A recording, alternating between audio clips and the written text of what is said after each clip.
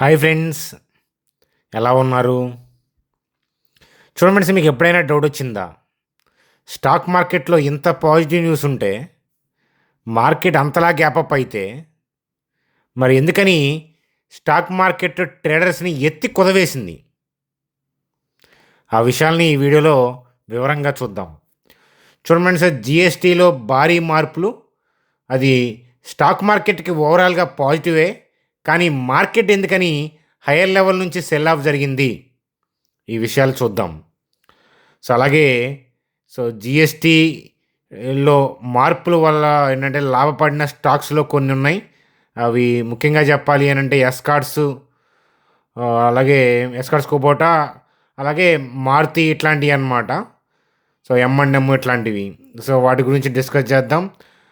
అలాగే కేనీస్ టెక్నాలజీస్కి సంబంధించిన positive news update ఏంటి అనేది ఈ వీడియోలో డిస్కస్ చేద్దాం.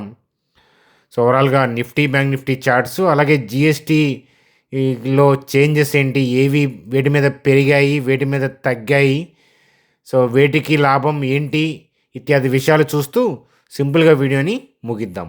చూడండి ఫ్రెండ్స్, వీడియోలోకి వెళ్ళే ముందు ఒక్కసారి మన వీడియోని లైక్ చేసుకోండి. అలాగే కొత్త వాళ్ళైతే మన ఛానల్ని సబ్స్క్రైబ్ చేసుకోండి.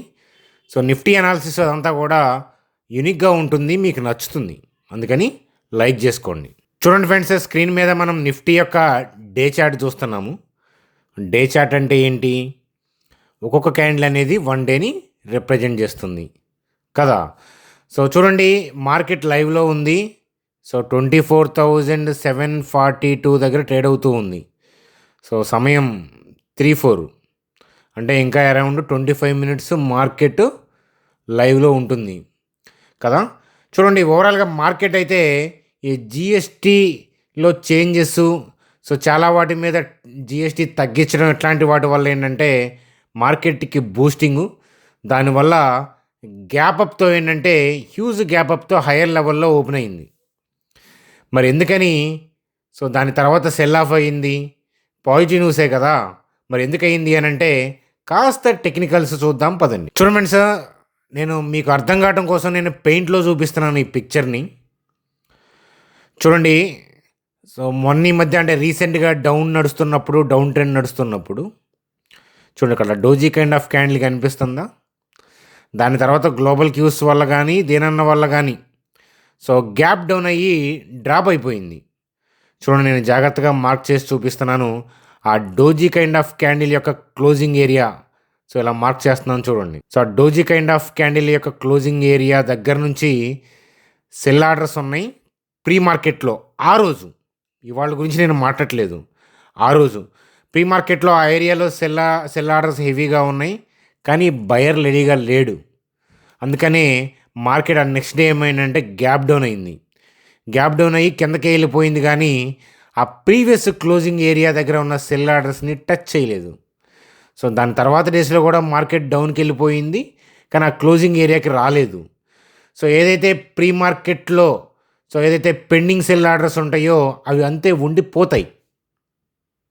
అర్థమవుతుందా? ఒక్కసారి ఆర్డర్స్ రిలీజ్ చేసిన తర్వాత క్యాన్సిల్ చేయడం అనేది ఉండదు ఇన్స్టిట్యూషన్స్.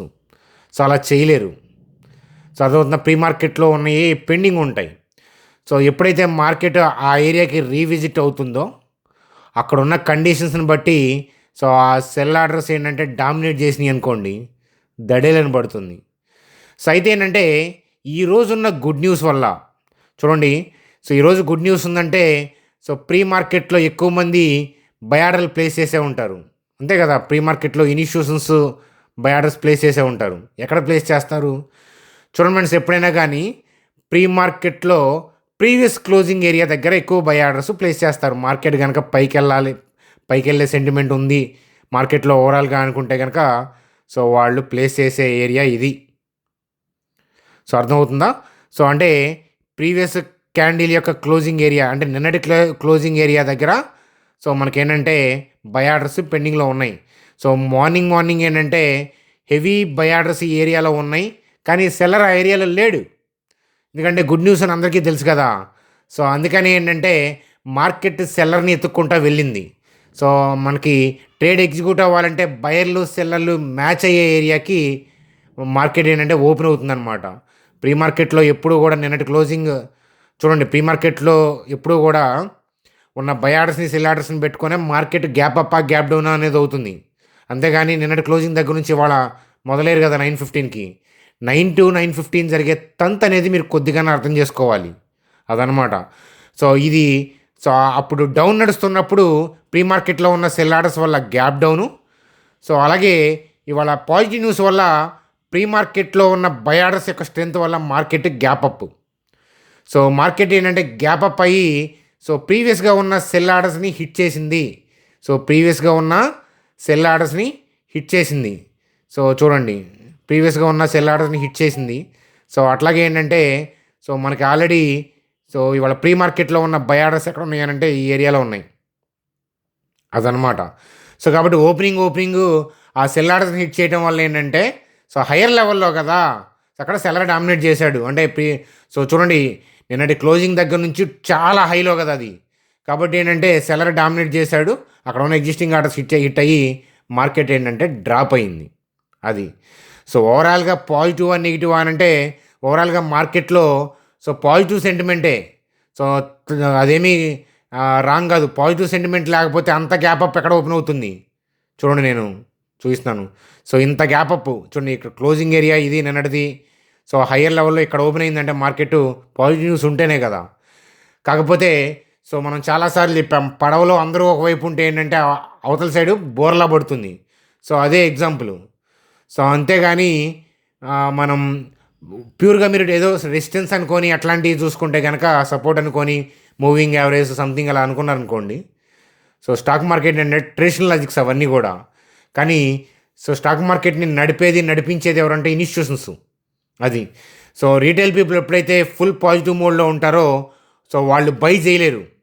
సో, వాళ్ళు బై చేయాలంటే సో, సెల్లర్ కావాలి కదా! సో, అందువల్ల ఏంటంటే పాజిటివ్ న్యూస్‌లు వచ్చినప్పుడు హైయర్ లెవెల్‌లో ఏంటంటే సో, వాళ్ళు ప్రాఫిట్ బుకింగ్ చేసుకుంటారు. సో, అదే జరిగింది. సో, బయర్ యాక్టివేట్ అయ్యాడు అనే విషయం సో, నిన్ననే మనం సో, డిస్కస్ చేసాము టెలిగ్రామ్ గ్రూప్‌లో. మీలో ఎంతమంది మన టెలిగ్రామ్ గ్రూప్‌లో ఉన్నారో తెలీదు. చూడండి బ్యాంక్ నిఫ్టీ 53,870 స్పాటు. సో, నిన్న 215, 220 ఆ టైంలో ఉన్నప్పుడు సో, మీకు ఒక మెసేజ్ పోస్ట్ చేశాను. చూడండి 228. సో, మార్కెట్ బాటమ్డ్ అవుట్ అయింది. ఇక నుంచి ఏంటంటే అప్ ట్రెండ్ కొనసాగే అవకాశాలు ఉన్నాయి అనేది చెప్పాము. అలాగే లాస్ట్ నైట్ మన ప్రైమరీ ఛానల్ అయిన చాణక్య స్టాక్ ట్రేడర్స్ అంటే మీరు చూస్తుంది అంటే మీరు ఇప్పుడు సబ్స్క్రైబ్ చేసింది secondary channel miracle stock traders. మనం ప్రైమరీ ఛానల్లో ఏంటంటే ఆ బాటమ్డ్ అవుట్ ఆ ప్రాసెస్ గురించి మనం చెప్పడం అనేది జరిగింది. ఒకసారి చూడండి. సో, మీరు కొత్త వాళ్ళైతే సో, ఫ్రీ టెలిగ్రామ్ గ్రూప్‌లో జాయిన్ అవ్వచ్చు. మీరు చూడండి. పాత వాళ్ళైతే ఆల్రెడీ ఉండుంటారు. సో, ఒకసారి సబ్స్క్రైబ్ చేసిన తర్వాత మన వీడియో డిస్క్రిప్షన్‌లో టెలిగ్రామ్ లింక్ ఉంది చూడండి. దాన్ని క్లిక్ చేయడం ద్వారా ఏంటంటే గ్రూప్‌లోకి ఫ్రీగా జాయిన్ అవ్వచ్చు. దాంట్లో అప్డేట్స్ మీరు చూడొచ్చనమాట. సో, అది. సో, పాజిటివ్ సెంటిమెంటే. సో, అలాగే చూడండి నిన్నటి క్లోజింగ్ ఏరియా దగ్గరకొచ్చినప్పుడు బయింగ్ జరుగుతుంది చూడండి. సో, నేను ఒకసారి మార్క్ చేస్తున్నాను నిన్నటి క్లోజింగ్ ఏరియా దగ్గరికి. సో, చూడండి వాళ్ళు టచ్ అయ్యి అంత హైయర్ లెవెల్ సెల్ ఆర్డర్స్ తగిలి పడిందా? చూడండి మళ్ళీ ఇక్కడ ఈ ఏరియాకి టచ్ అయిన తర్వాత మళ్ళీ సో, బయర్ యాక్టివేటెడ్ అయ్యాడు చూడండి. అంటే అక్కడ బై ఆర్డర్స్ పెండింగ్ ఉన్న బై ఆర్డర్స్ ఎగ్జిక్యూట్ అవుతూ ఉంటాయి అంతే, అంతకంటే ఏం లేదు. చూడండి గ్యాప్ అప్ ఇలా గ్యాప్ అప్ ఉందంటేనే సో, ఇక్కడ బై ఆర్డర్స్ హెవీగా ఉన్నాయని. సో, ఇక్కడ నుంచి ఇలా బై ఆర్డర్స్ ఉన్నాయి. సో, అర్థమవుతుందా? అది ఇక్కడ ఓపెన్ అయింది మార్కెట్ అంటేనే సో, మీకు అర్థమవుతుంది. ఎప్పుడైనా సరే స్టాక్ మార్కెట్ ఎక్కడ ఓపెన్ అవుతుంది? బయర్లు సెల్లర్ దగ్గరగా ఈక్వలెంట్ ఉన్న ఏరియాలో ఓపెన్ అవుతుంది. గుడ్ న్యూస్ ఉన్నప్పుడు అందుకని హైయర్ లెవెల్లో ఓపెన్ అవుతుంది. అదనమాట. సో, హైయర్ లెవెల్లో ఓపెన్ అవుతుందంటే సెల్లరే గ్యారంటీగా ఉండాలని రూల్ ఏం లేదు అక్కడ. సో, కొన్నిసార్లు హైయర్ లెవెల్లో ఓపెన్ అయినా కూడా బయర్ కూడా డామినేట్ చేయొచ్చు. చెప్పా కదా దగ్గరగా ఈక్వలెంట్గా ఉన్న ఏరియా బయర్లు సెల్లరు దాన్ని ఈక్విలిబ్రియం ఏరియా అంటారు, ఈక్విలిబ్రియం పాయింట్ అంటారు. అక్కడ ఓపెన్ అవుతుంది. దాని మీద మనం వీడియోస్ కూడా చేసాము. సో, అర్థమైందా? సో, దాని తర్వాత ఏంటంటే సెల్లర్ డామినేట్ చేసి అలా డిప్ అవుతూ వచ్చింది. ప్రీవియస్ క్లోజింగ్ ఏరియా అంటే నిన్నటి క్లోజింగ్ ఏరియా దగ్గరకు వచ్చినప్పుడు చూడండి టచ్ అయినప్పుడు మళ్ళీ బై ఆర్డర్స్ ఎగ్జిక్యూట్ అవుతూ ఉన్నాయి. అదనమాట కథ. సో, చూడండి ఫ్రెండ్స్ ఓవరాల్గా ఈ జిఎస్టీ కలెక్షన్ వల్ల ఏంటంటే ఓవరాల్ ట్రెండ్ పాజిటివే. ఎఫ్ఐఐ డేటా పాజిటివ్ ఉందా, నెగిటివ్ ఉందా, నెట్ ఏంటి ఈవినింగ్ అని చూసుకుంటే మేబీ మీ సెల్లింగ్ ఉండొచ్చు. So, I don't care about that thing. So, రీసెంట్గా జీడిపి పాజిటివ్ అలాగే జిఎస్టీ కలెక్షన్ అనేది సపోర్టింగ్. సో ఇవి పాజిటివ్గా కనిపిస్తున్నప్పుడు మార్కెట్ ఏంటంటే సో బయర్ యాక్టివేట్ అయ్యాడు, డిఐఎస్ డామినేట్ చేసి పైకి వెళ్తారు. సో త్వరలో మనం ఆల్రెడీ డిస్కస్ చేసుకున్నట్లు నిన్నటి వీడియోలో డిస్కస్ చేసుకున్నట్లు త్వరలో రేపు అని అనలేదు, త్వరలో 25,143 మార్కు చేరుకుంటారు. ఆ క్రమంలో మధ్యలో అప్స్ డౌన్స్ అనేవి వస్తుంటాయి, కానీ ఓవరాల్గా పాజిటివ్ బయాస్తోనే వెళ్తుంది. అర్థమవుతుందా? ఒకటే పడిపోయినంత మాత్రాన నెగిటివ్ అనేది ఏమి కాదు. ఆ విషయం గుర్తుపెట్టుకోండి. ఇప్పుడున్న మార్కెట్ కండిషన్కి, అలాగే నిన్న బయర్ యాక్టివేట్ అయిన తీరుకి, హ్యూజ్ గ్యాప్ అప్కి, ఈ జిఎస్టీ కలెక్షన్, అదే జిఎస్టీ ట్యాక్స్ రేట్లు చేంజెస్, రీసెంట్గా వచ్చిన GDP things positive factors, macro data. So FIIs selling మోడ్లో ఇప్పటిదాకా ఉండటం అనేది నెగిటివ్. కానీ ఇక్కడ నుంచి టూ మచ్గా సెల్ ఆఫ్ చేస్తే వాళ్ళని ఊరుకోదు ఎక్స్చేంజ్. ప్రాపర్ కాజ్ లేకుండా వాళ్ళు టూ మచ్గా సెల్ చేయలేరు. కాబట్టి దీన్ని బేస్ చేసుకొని పాజిటివ్ మూమెంటం కొనసాగుతుంది. అంటే రేపొద్దున పాజిటివ్ అని చెప్పి నేను చెప్పట్లేదు, అలా వెళ్ళదు మార్కెట్ ఎప్పుడు. One day up down, temporary things వల్ల డౌన్ అవుతూ ఉంటుంది, టెంపరీ థింగ్స్ వల్ల, అలాగే ఓవరాల్గా ట్రెండ్ వల్ల, పాజిటివ్ వల్ల వెళ్తూ ఉంటుంది. కానీ మనం ఏం డిస్కస్ చేసాము అని అంటే 24,496 ఈ లెవెల్ని బేస్ చేసుకొని నిఫ్టీ 25,143 మార్క్ అధిగమించే అవకాశాలు త్వరలో ఉన్నాయి అనేది చెప్తాను. అది అలాగే మనం ఇలా డిస్కస్ చేసుకుంటూ ఉన్నప్పుడు మధ్యలో ఎప్పుడైనా డైనమిక్గా చేంజ్ వచ్చి, మ్యాక్రో డేటాలో ఏదైనా బిగ్ చేంజ్ వచ్చి ట్రెండ్ డౌన్కి చేంజ్ అయ్యేలాగా, హిట్టింగ్ కనిపించినా, ట్రెండ్ చేంజ్ అయ్యేలాగా, ఏదైనా బ్రాడ్ పిక్చర్ చేంజ్ అయ్యేలాగా, ఏదైనా బ్యాడ్ ఏదైనా కనిపించినా నేను టెలిగ్రామ్ గ్రూప్లో మీకు అప్డేట్ చేస్తాను. బోటమింగ్ ప్రాసెస్ ఎలా అయితే చెప్పామో అలాగే అది చెప్తాను. అన్లెస్ అంటిల్ ఏంటంటే పాజిటివ్ ట్రెండ్ కొనసాగుతుంది, మధ్యలో one day 2 days up down అవుతుంటాయి. చూడండి, మీరు ఎవరు చిన్నపిల్లలు కాదు. స్టాక్ మార్కెట్ వెనక్కి వెళ్ళి చూడండి, ఎప్పుడు కూడా ఎవ్రీడే పైకి వెళ్దు, అప్ ట్రెండ్ నడుస్తున్నా కూడా.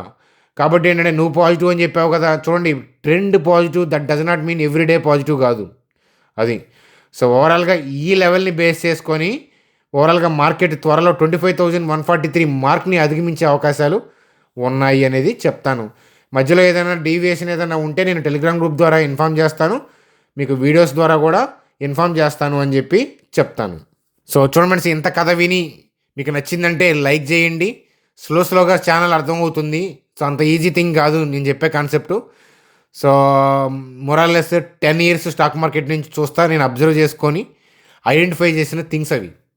అది so support, resistance, moving average, Bollinger బ్రాండ్లు, సో ఇచిమోకి క్లౌడ్లు, అలాగే ఫిబోనకీ రిట్రేస్మెంట్స్, ఇట్లాంటివి గ్యాన్ స్క్వేర్ అనాలిసిస్ అని అయ్యని నేను కూడా ట్రెడిషనల్ లాజిక్స్ అన్నీ ఫాలో అయ్యి వాటన్నిటిని టెస్ట్ చేసిన ఉన్నాయి. కానీ ఓవరాల్గా మార్కెట్లో హెచ్చుతగ్గులు ఎలా ఉంటాయి, ఇన్స్టిట్యూషన్స్ ఎప్పుడు కూడా సపోర్ట్, రెసిస్టెన్స్ ఇట్లాంటి వాటి గురించి మాట్లాడరు. చూడండి, వాళ్ళు మ్యాక్రో డేటాని బేస్ చేసుకొని మార్కెట్లో ముందుకి వెనక్కి వెళ్తూ ఉంటారు. వాళ్ళ యొక్క బైసెల్ డెప్త్ వల్ల గ్యాప్స్ అప్, గ్యాప్స్ డౌన్స్ అవుతూ ఉంటాయి. వీటిని బేస్ చేసుకొని నా అబ్జర్వేషన్తో నేను ఐడెంటిఫై చేసిన విధానం ఇది. నచ్చితే లైక్ చేయండి, అదనమాట కథ. సో సబ్స్క్రైబ్ చేస్తే మీకు పనికొస్తుంది. ఈ పాటికి అర్థమై ఉండాలి మన ఛానల్లో కంటెంట్లో ఉన్న విషయం, కాబట్టి మీకే పనికొస్తుంది సబ్స్క్రైబ్ చేసుకుంటే. చూడండి సార్, జిఎస్టీ చేంజెస్, సో వాటిల్లో కొన్ని మనం డిస్కస్ చేద్దాం. మీకు అన్నీ కావాలంటే చాంతాడంత లిస్ట్ ఉంది. సో అవన్నీ కూడా మీకు ఫ్రీ టెలిగ్రామ్ గ్రూప్ అని చెప్పాను కదా, జాయిన్ అవ్వమని, దాంట్లో పోస్ట్ చేస్తాను, చూడండి, ఒకసారి వెరిఫై చేయండి. చూడండి, ఇక్కడ బటర్, గీ, ఆయిల్ ఇట్లాంటి వాటికి ఏంటంటే, సో ఇప్పుడు కరెంట్ జిఎస్టీ 12% అయితే ఇప్పుడు ప్రపోజ్డ్ జిఎస్టీ 5% అనమాట. చీజ్కి 5%. So paneer of Chenna, so ఇది 5% ఇంతకుముందు వేశారు, ఇప్పుడు ఇది 0 అనమాట. ఇంతకుముందు మీమ్స్ కూడా నడిచాయి కదా. సో చూడండి ఎట్లా ఉన్నాయి. సో అట్లాగే diesel cars of engine capacity not exceeding 1500 cc and length not exceeding 4000 mm. So వాటిని ఇంతకుముందు 28%, ఇప్పుడేమో 18%కి తగ్గించారు, అంటే 10% తగ్గించారు. సో ఇట్లా ఆటోమొబైల్ సెక్టార్స్కి మంచి ఊతం అని చెప్పచ్చు.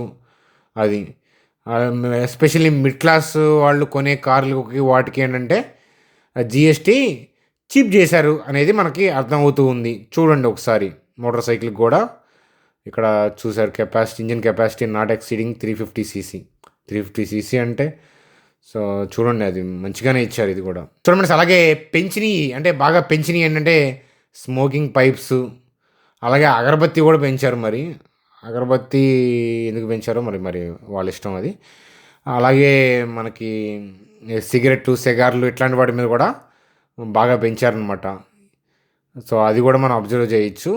అది లగ్జరీ బ్రాండ్స్ మీద కూడా జిఎస్టీ బాగా పెంచారు. ఎందుకంటే బాగా డబ్బున్నోళ్ళు బలిసినోళ్ళే కొంటారనే పాయింట్ ఆఫ్ వ్యూలో పెంచి ఉండొచ్చు అనమాట. అది ఈ పెన్సిల్స్ ఇట్లాంటి వాటి మీద, మ్యాప్స్ ఇట్లాంటి వాటి మీద 12% నుంచి 0 చేశారు. ఈ బుక్స్ ఇట్లాంటి వాటి మీద. సో ఇది ఓవరాల్గా పాజిటివ్ సంకేతం అని చెప్తాను. అంతే కదా. సో ఇలాంటివి మెచ్చుకోవచ్చు. అర్థమవుతుందా. ఒకప్పుడు వేశారు, దాని తర్వాత ఇలా తగ్గించడం అనేది కరెక్ట్. అప్పుడు తీసుకున్న డెసిషన్స్ నుంచి రివ్యూ చేసుకొని వెళ్ళారనే విషయం మనకు అర్థమవుతుంది. చూడండి, గోల్డ్మ్యాన్ సాక్స్ వాళ్ళు ఏంటంటే ఈ జిఎస్టీ చేంజెస్ అనేది అక్కడ, అలాగే గోల్డ్మ్యాన్ సాక్స్ వాళ్ళు ఎఫ్ఎంసీజీ గురించి చెప్తున్నారు. Consumption growth as consumer wallet gains అని.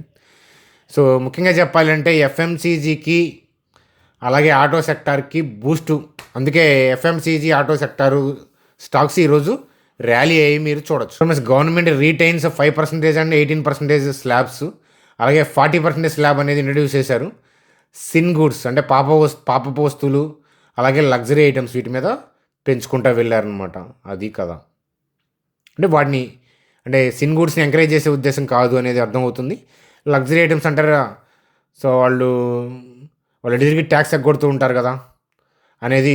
అలాగే ఏంటంటే లగ్జరీ ఐటమ్స్ కొంటున్నారంటే డబ్బు ఉంటేనే కదా, అందుకని వాటి మీద వేశారనమాట. వాళ్ళు 100% చేసినా కొంటారు అబ్బాయి డబ్బున్నోళ్ళు, అదనమాట కదా.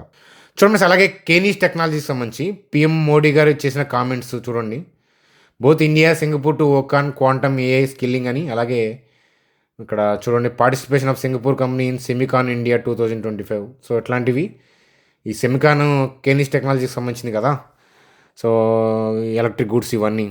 సో కాబట్టి అది ఆ స్టాక్కి పాజిటివ్ న్యూస్ అప్డేట్ అనేది మనం చూడొచ్చు అనమాట. ఓవరాల్గా ఈరోజు పెరిగిందా తగ్గిందా అనేది కాదు, ఓవరాల్గా అది బెనిఫిట్ అనేది చెప్తాను. సో నేను వీడియో ఫర్దర్గా కంటిన్యూ చేసే ముందు, సో మీలో ఎవరికైనా డీమ్యాట్ ట్రేడింగ్ అకౌంట్ లేకపోతే ఇక్కడ నేను డీమ్యాట్ లింక్స్ ఇచ్చాను చూడండి. మన లింక్స్ ద్వారా అకౌంట్ ఓపెన్ చేసుకొని ఐడిని మా టీం నెంబర్కి వాట్సాప్ చేయండి. చూడండి, ఏంజల్ జీరోదా ఇద్దరు కూడా పర్ ట్రేడ్ 20 రూపీస్ మాత్రమే ఛార్జ్ చేస్తున్నారు. అలాగే యాప్ అన్నీ కూడా మీకు నచ్చుతాయి. అలాగే మన మనీ సేఫ్. అందుకే బ్రాండెడ్ నమ్మదగిన వాటిని అక్కడ ప్లేస్ చేశాను. కాబట్టి అకౌంట్ ఓపెన్ చేసుకొని మీరు క్రియేట్ చేసిన ఐడిని మా టీం నెంబర్కి వాట్సాప్ చేస్తే వాళ్ళు ఎప్పుడైనా వెబినార్లు కానీ ఏదైనా ఇన్ఫర్మేషన్ పాస్ చేస్తుంటే మీకు కూడా ఇన్ఫామ్ చేస్తాను.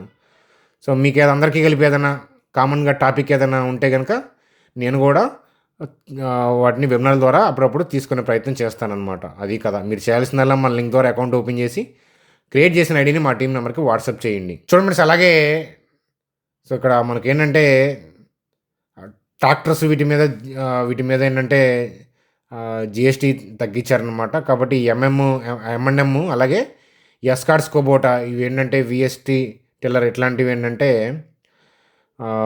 ట్రాక్టర్ సేల్స్ కదా, అందువల్ల ఏంటంటే ఇవి మంచి ర్యాలీ అయ్యాయి అనమాట. ఈ జిఎస్టీ, ఈ ట్యాక్స్ తగ్గించడం అనేది వాటికి బూస్టింగ్ అనేది కనిపిస్తూ ఉంది. ఈరోజు మంచిగా ర్యాలీ అయ్యాయని చెప్పచ్చు. చూడండి, రేపు కనుక ఏదైనా గ్లోబల్ క్యూస్ స్లైడ్గా నెగిటివ్ అయ్యి అట్లాంటివి అయ్యి ఏదైనా డిప్ అయిందనుకోండి, మనం వెయిట్ చేయాల్సిన లెవెల్ ఇది 24,651, 24,527. సో ఇక్కడ కూడా బల్క్లో ఆర్డర్స్ ఉన్నాయి అదనమాట. సో అలా కాకుండా ఇక్కడ దాకా రాకుండా కూడా ర్యాలీ అయిపోవచ్చు, ఎందుకంటే అప్ ట్రెండ్ స్టార్ట్ అయింది అది.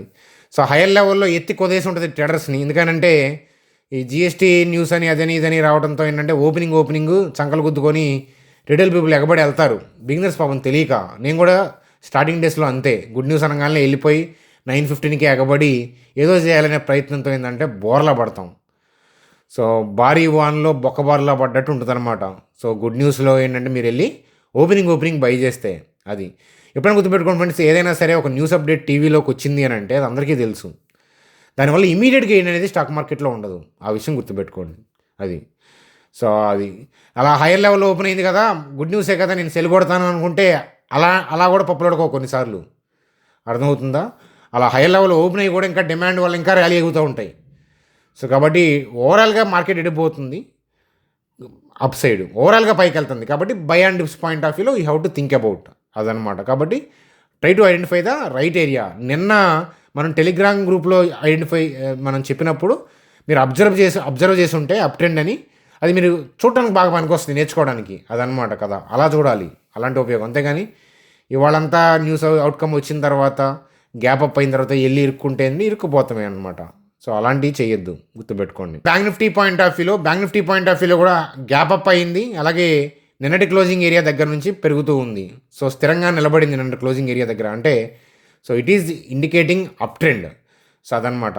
సో ఎఫ్ఐఎస్ సెల్లింగ్ అనే పాయింట్ తప్ప రీసెంట్గా వచ్చిన జీడిపి నెంబర్స్ కానీ అలాగే జిఎస్టీలో స్లాబ్ ఈ చేంజెస్ ఏదైతే ఉందో ఇవి మన ఎకానమీని బూస్ట్ చేసేదే. స్టాక్ మార్కెట్ పాయింట్ ఆఫ్ వ్యూలో కూడా బెనిఫిటే, ర్యాలీ అవ్వాలి.